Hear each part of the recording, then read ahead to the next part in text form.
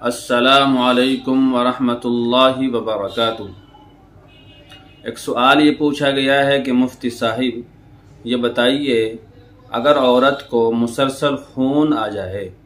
اور وہ یہ تمیز نہ کر پائے، یہ سمجھ نہ پائے کہ یہ خون حیض کا ہے یا بیماری کا ہے، تو اب وہ نماز، روزے اور تلاوت کا کیسے کرے گی، اور اس کے بارے میں شریعت کی کیا وضاحت ہے، کیا ہدایت اور رہنمائی ہے؟ تو اس کا جواب ذرا سن لیجئے۔ عام طور پہ جو عورتوں کو جو خون آتا ہے وہ حیض کا ہوتا ہے یا نفاس کا ہوتا ہے۔ حیض کے اور نفاس کے احکام اور ہے، اور اس کے علاوہ جو خون آتا ہے شریعت کی اصطلاح میں اسے استحاضہ کہتے ہیں، یعنی بیماری کی وجہ سے خون، بیماری والا خون۔ اب حیض اور نفاس کے احکام اور ہے، استحاضہ کے احکام اور ہے۔ حیض اور نفاس کے زمانے میں نماز بھی نہیں پڑھ سکتی، تلاوت بھی نہیں کر سکتی، روزہ بھی نہیں رکھ سکتی، اور استحاضہ کے یہ احکام نہیں ہیں۔ پھر استحاضہ کے احکام کیا ہے اور کیسے پتہ چلے گا کہ یہ خون حیض کا ہے یا استحاضہ کا ہے؟ تو اس کے بارے میں شریعت نے ایک ضابطہ بیان کیا ہے، اور وہ ضابطہ یہ ہے کہ آپ کو مہینے میں 3 دن یا 4 دن یا 5 دن 7 دن آپ کو جو خون آتا ہے جسے حیض کا کہا جاتا ہے، آپ وہ اپنے تندرستی کے زمانے میں دیکھیں کہ آپ کو کس تاریخ سے کس تاریخ تک آتا تھا، یہ کتنے دن آتا تھا، آپ کو کتنے دن آتا تھا، یہ آپ یاد کریں۔ آپ کو 4 دن وہ خون آتا تھا، 1 تاریخ سے 4 تک آتا تھا، یا 4 سے 8 تک آتا تھا، یا 5 دن آتا تھا، تو آپ ہر مہینے ان 5 دنوں میں، ان 4 دنوں میں نماز پڑھنی چھوڑ دیں، روزہ رکھنا چھوڑ دیں، طواف کرنا، اگر طواف کری طواف کرنا چھوڑ دیں، وہ تمام کام چھوڑ دیں، اور ان پھر 5 دنوں کے بعد آپ غسل کر کے نماز پڑھنی شروع کر دیں۔ اب مسئلہ رہا کہ آپ کو تو مسلسل خون آ رہا ہے، تو وہ کیا کرے؟ تو چونکہ آپ نے غسل کر لیا ہے، غسل کرنے کے بعد وضو آپ کا ہو چکا ہے، غسل کرنے کے بعد آپ نماز پڑھے،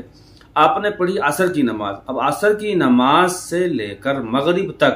آپ جتنی چاہے نمازیں پڑھ سکتی ہے، نفلیں پڑھے، سنتیں پڑھے، قرآن کی تلاوت کرے۔ اور جیسے ہی مغرب کا وقت شروع ہوا، چاہے ابھی آپ کا وضو نہیں ٹوٹا ہے لیکن مغرب کی نماز کا وقت شروع ہو گیا، تو مغرب کی نماز کے لیے اب آپ کو دوبارہ نیا وضو کرنا پڑے گا،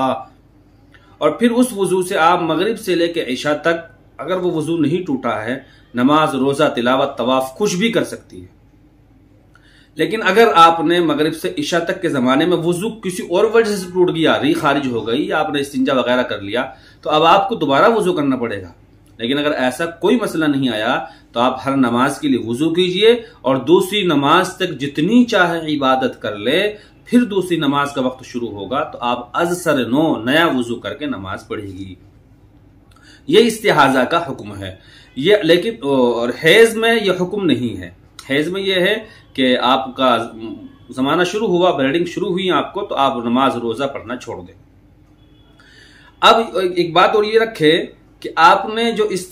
حیض کے زمانے میں، نفاس کے زمانے میں جو روزے آپ سے چھوٹے ہیں، نمازیں چھوٹی ہے، تو نمازیں تو آپ لوٹائے گی نہیں، البتہ جو روزوں کو تو قضا کرنے کا حکم ہے، تو وہ روزے کی قضا انہی ایام میں ہوگی جن ایام میں آپ کو بیماری کا خون چل رہا ہے، اور کسی طرح کی کوئی پریشانی والی بات نہیں ہے۔ مجھے امید ہے آپ سمجھ گئے ہوگے، اور یہ جنہوں نے خاتون نے مسئلہ پوچھا ہے ان تک بھی یہ ویڈیو پہنچ جائے، اور گھروں میں تمام مستورات تک یہ ویڈیو پہنچنی چاہیے، تاکہ انہیں معلوم ہو کہ حیض کا حکم کیا ہے، نفاس کا حکم کیا ہے، اور ان کے علاوہ جو خون آتا ہے جسے استحاضہ کہتے، اس کے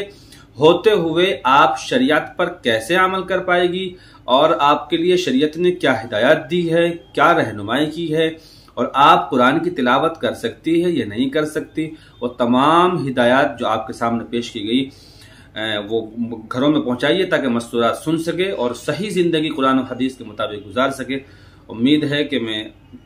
آپ سمجھ گئے ہوگے۔ جزاکم اللہ۔ السلام علیکم ورحمۃ اللہ وبرکاتہ۔